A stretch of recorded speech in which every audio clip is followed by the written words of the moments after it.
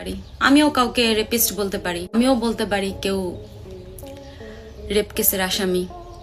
আমাকে নিয়ে আপনারা যদি দুইটা কথা বলেন, আমার বোনকে নিয়ে যদি দুইটা কথা বলেন, আমাদের খারাপ লাগবে। হয়তোবা আজকে রাতের মতো 20টা রাত ঘুমাতে পারবো না, খারাপ লাগবে। মেয়েরা আছে যারা মনে করে শর্ট ড্রেস পরা মডার্ন আর দু একটা ইংলিশে কথা বলতে পারে মানে শিক্ষিত। তারা এতটাই শিক্ষিত যে একজন ডিভোর্স মেয়ে হয়েও অন্য ডিভোর্সি মেয়ের সম্মান দিতে জানে না। বাপ্পি আর কোনোদিনও বিদেশে যেতে পারবে না, সে রেপ কেসের আসামি। এবার লাইভে এসে এমন কথাই জানিয়েছে বাপ্পির এক্স গার্লফ্রেন্ড সুশ্রীর বোন সুখী।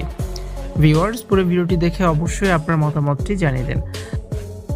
আবারও বেশ কিছুদিন ধরে বাপ্পি ও তার এক্স গার্লফ্রেন্ড সুশ্রীর মধ্যে বাকবিতণ্ডা চলছে। সুশ্রী বলেন বাপ্পি এখনও তাকে ভুলতে পারছে না, তাকে নিয়মিত স্টক করে সে, এমনকি ফেক আইডি দিয়ে তাকে প্রতিদিনই মেসেজ করে।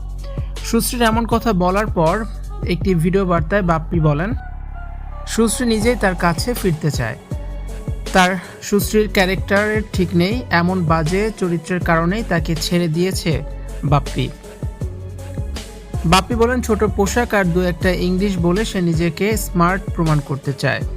অনেক আগেই সুশ্রীকে সে ভুলে গেছে, স্মৃতিও তার মাঝে ফাটল ধরাতে সুশ্রী উঠে পড়ে লেগেছে, এমনই মন্তব্য করেছে বাপ্পি।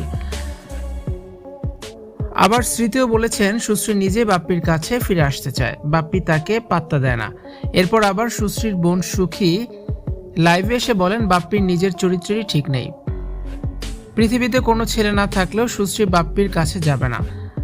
সুশ্রীর নামে মিথ্যা অপবাদ দিচ্ছে বাপ্পি, বাপ্পির চরিত্র পাবলিক টয়লেটের মতো। সুশ্রী বলেন বাপ্পি আর কখনোই বিদেশে যেতে পারবে না, সে রেপ কেসের আসামি। মুখ ফসকে এই কথাগুলো লাইভে বলে ফেলেন সুশ্রীর বোন সুখী। এরপরও নেটিজেনরা দুয়ে দুয়ে চার ঠিকই মিলিয়েছেন, বলেন বাপ্পি আসামি বলেই 1 বছর ধরে আয়ারল্যান্ডে আর যেতে পারছে না, সে বাংলাদেশেই আছে। রেপ কেসের আসামি বাপ্পি সুশ্রীর মধ্যে দ্বন্দ্বে যেন আরো ঘিরে দিয়েছেন সুশ্রীর বোন সুখী। ভিউয়ার্স, এই বিষয়টি নিয়ে আপনাদের কি মতামত জানিয়ে অবশ্যই কমেন্টস করুন, আর ভিডিওটি দেখার জন্য ধন্যবাদ। ভিডিওটি শেয়ার করার অনুরোধ রইল।